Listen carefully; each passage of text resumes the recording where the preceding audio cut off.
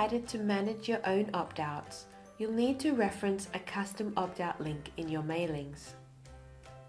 Navigate to Settings, Organizational Settings, and open the Opt-out and Suppression Settings section.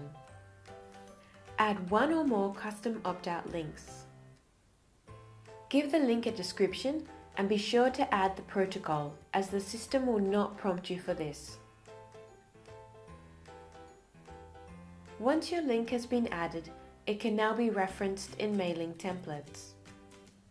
Within a mailing template, locate your link in the Hyperlinks tab and select Opt-out Custom Link.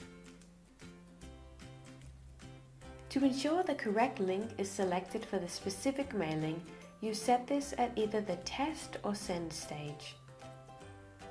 In a normal test, change the link type from the standard opt-out form to your required link. At send stage, you can make this adjustment in the delivery details section. As a final check before deployment, the opt-out link applied to the mailing can be checked on the Confirm and Send page.